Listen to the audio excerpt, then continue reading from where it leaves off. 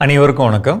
இந்த மாமரங்களை பொறுத்தளவில் மாம்பழம் முடிஞ்சு வந்ததுக்கப்புறம் பழமானதுக்கப்புறம் மொழுன்னு இருக்கணும், அழகாக இருக்கணும், வடிவமாக இருக்கணும் அப்படின்னா நான் ஏற்கனவே பல பதிவுகளில் சொல்லியிருக்கேன், திரும்பி சொல்கிறேன்.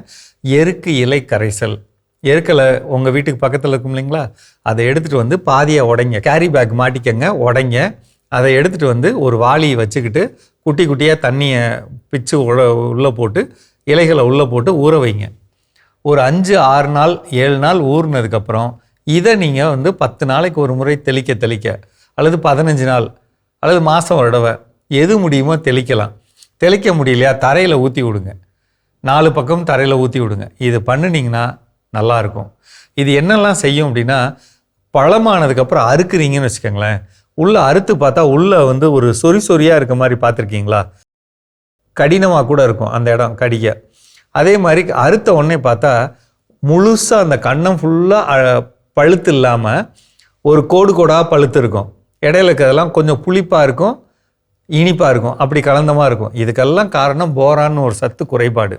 அதுக்கு தான் நான் இதை கொடுக்க சொல்கிறேன், எருக்கு இலை கரைசல். தயவுசெய்து முயற்சி பண்ணி, எல்லா பகுதியிலையும் கிடைக்கும், தமிழ்நாட்டில் எல்லா பகுதியிலும் கிடைக்கும்.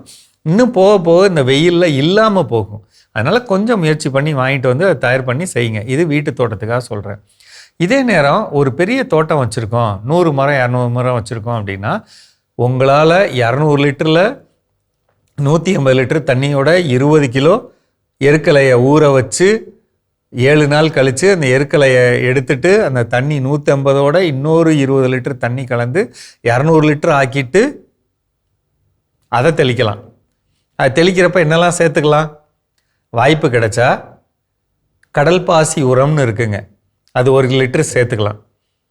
அது சேர்க்குறப்ப நிறைய சத்துக்கள் கிடைக்கும். மீன் அமிலம் 2 அல்லது பஞ்சகாவி அல்லது ஈயம் கரைசல் 3 லிட்டர் சேர்த்துக்கலாம். நான் சொல்கிறது தோப்புகளாக இருக்கிறதுக்கு. அடிச்சிங்கன்னா காய் வந்து பார்த்திங்கன்னா பேர் சொல்கிற மாதிரி இருக்கும். நல்ல காயாக இருக்கிறப்ப வடிவம் கிடைக்கிறது பெருசு இல்லை.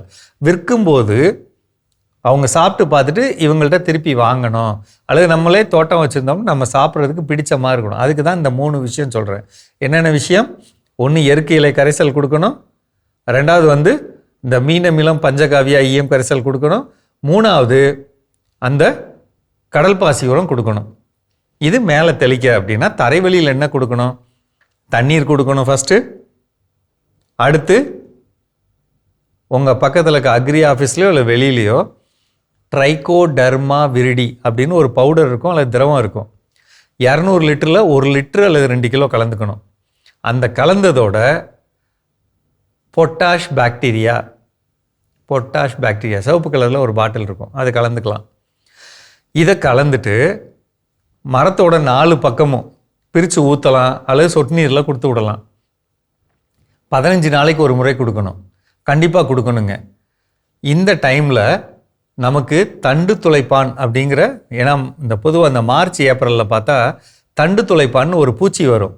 மரத்தை தண்ணீருக்காக வந்து முட்டை போட்டு பொறிஞ்சு புழுவாக்கி மரத்தை ஓட்டப்படும். அதே மாதிரி காயை ஓட்டப்படும், தண்டை ஓட்டப்படும். அது வராமல் இருக்கிறதுக்காக எப்போயா ஒரு தடவை தெளிக்கிறப்ப மெட்டாரைசியம் அது 1 லிட்டர் கலந்துக்கணும். கலந்து தெளிச்சிட்டிங்கன்னா மரங்களுக்கும் பாதுகாப்பாக இருக்கும். ஓகேங்களா?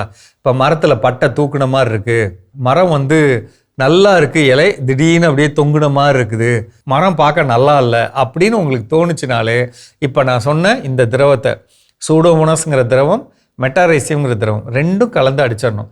இது வெறும் 200 ரூபா தாங்க. பக்கத்தில் இருக்க அக்ரி ஆஃபீஸில் விற்கும். இன்னும் சொல்ல போனால் அக்ரி ஆஃபீஸில் வாங்கினா 150 ரூபா சொல்லுவாங்க.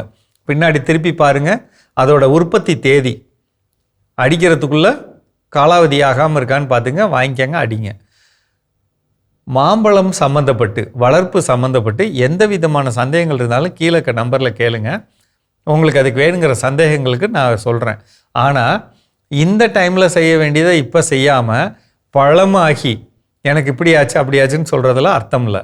வளர்கிற நேரத்தில் இந்த சூடோமோனஸுங்கிற பொருள் அழுகல் வராமல் இருக்கிறதுக்கு, கருப்பு புள்ளி வராமல் இருக்கிறதுக்காக கொடுக்கறதுக்கு ரொம்ப முக்கியம். வேறு அழுகாமல் இருக்க தரைவெளியில் இந்த ட்ரைகோடர்மா விரிடிங்கிற பொருள் கொடுக்கறது முக்கியம். ஞாபகம் வச்சுக்கோங்க. மீண்டும் சந்திப்போம்.